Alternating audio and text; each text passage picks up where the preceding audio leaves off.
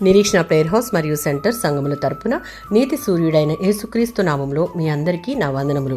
ఈ దినపు దేవుని మాట 2వ దినవృత్తాంతములు 19వ అధ్యాయం 7వ వచనం. యెహోవా భయము మీ మీద ఉండునుగాక.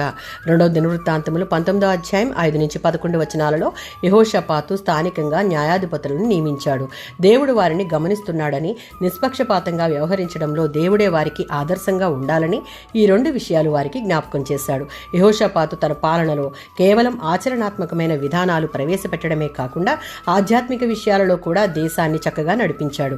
ఆ న్యాయాధిపతులకు తీర్పు తీర్చుటలో దేవుని భయము మీ మీద ఉండునుగాక అని చెప్తూనే వారికి దేవుడి యొక్క గుణలక్షణాలను వారికి వివరించి చెప్తూ వారిని హెచ్చరిస్తూ ఉన్నాడు.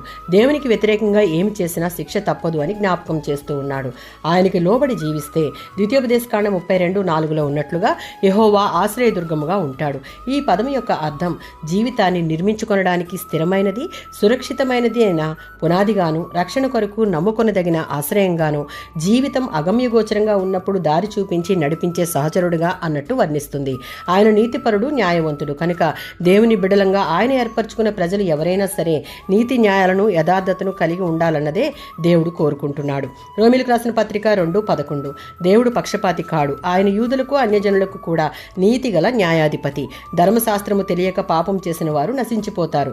ధర్మశాస్త్రము కలిగిన వారై ఉండి కూడా పాపం చేసిన వారందరూ ధర్మశాస్త్రానుసారంగా వారి ఎడల దేవుడు ఏ పక్షపాతం లేకుండా తీర్పు తీరుస్తాడు. లోకం దృష్టికి భక్తిపరులుగా నడుచుకుంటూ లోకానుసారంగా జీవిస్తూ దేవుని యందు భయం లేని వారంగా ఉంటే దేవుని దృష్టికి పాపం చేసిన వారమే. ఆయన తీర్పు నుండి మనం తప్పించుకొనలేము. యెహోషువ న్యాయాధిపతులకు చేసిన ఈ హెచ్చరిక విశ్వాసులంగా మనకు కూడా వర్తిస్తుంది.